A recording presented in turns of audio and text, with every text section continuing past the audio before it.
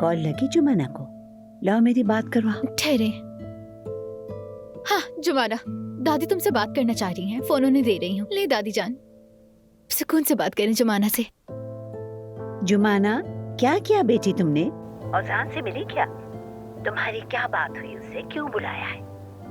अभी तो जा रही हूँ मैं, बात खत्म होने के बाद ही आऊंगी, ज्यादा देर नहीं लगेगी। तुम यहाँ मत आना। सुनो, आज की छुट्टी करो, घूमो फिरो, ढेर सारा वक्त गुजारो औजान के साथ। और सुनो, अगर आओगी तो मैं निकाल दूंगी। बहुत बुरी बात है दादी जान, ये तो सरासर धमकाना हुआ। तुम मत बोलो, तुमसे नहीं कहा बेटी। देखो सारा दिन तुम्हारा है, घूमो, खुश रहो, औजान के साथ वक्त गुजारो, ठीक है मेरी जान? चलो ठीक है जुबाना, अब अपना ख्याल रखना।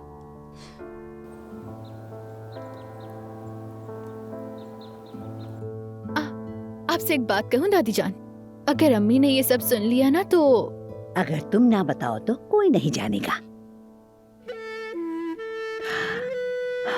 जुमाना मेरे ख्वाबों की बहू है, तुम सब हैरान हो जाओगे उस बच्ची की काबिलियत पे। वो तो अकेली पूरी फैमिली को संभाल लेगी। आपने इस बात पे ठान ली है कि हम सबकी बारी बारी शादी करवा देंगी, एक तरफ उमर भाई और दूसरी तरफ ओजान। फिक्र ना करो, तुम्हारी बारी भी आएगी।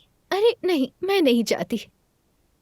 हालांकि तुम्हारे लिए कोई मुनासिब शख्स तलाश करना मुश्किल है, मगर। मुश्किल? आप ऐसा क्यों कह रही हैं? मैं जानती हूँ आपको तो बस अपने पोते ही पसंद है। क्या मतलब?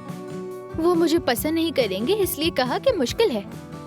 हाँ मुश्किल है, क्योंकि तुम हमारी सबसे कीमती हो, इसलिए ये ज्यादा मुश्किल है। बेटी, तुम इस घर की एक और नहीं, एक ही बेटी हो। तुम्हारी कदर जानने वाला, बाइखलाक, ईमानदार, हलाल कमाने वाला मिलना ये कोई आसान बात है?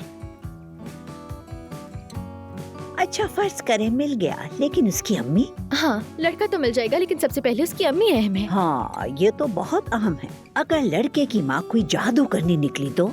अरे नहीं भाई, वाकई तहकीक करनी पड़ेगी। मेरी बेटी के साथ शहजादियों की तरह जो पेश आएगा तो दूंगी, वरना नहीं दूंगी। मेरी प्यारी दादी।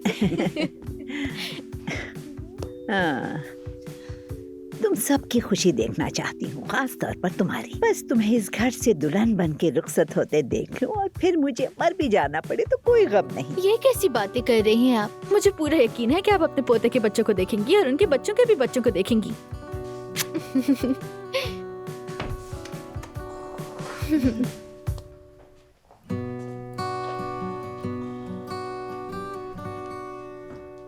मेरी जान, तुमने जो बातें कही जोया पर उनका बुरा असर तो नहीं पड़ा? बिल्कुल नहीं मेरी जान, जोया अभी छोटी है। मेहमत के साथ मेरा जो मामला था वो नहीं समझ सकती। वैसे भी तुमने कहा वो दोनों बहुत क्लोज थे।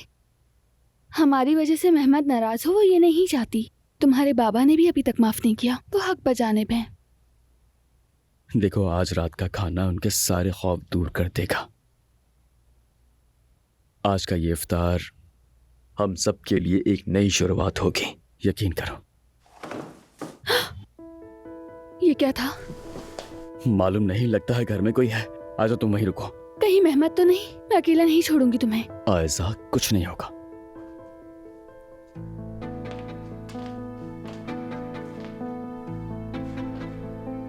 कौन है वहां पर?